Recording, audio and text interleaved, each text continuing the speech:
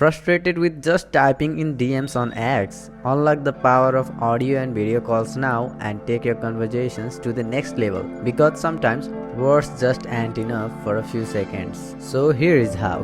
Hello everyone, welcome back to our new video. Today in this video I'm going to show you how to enable the audio and video call option on the X so you can video call or audio call to someone, not just only stuck with conversations like typing. So let's start the video. First of all, open the X app first, then you will be on the home page of X. Now tap on the bottom right corner icon, that is DM icon. Here you will see a setting at the top right corner, click on it. You will see several settings over here like no one, verified users, everyone. Here tap on the enable audio and video calling option. Once you allow, you will see many options here.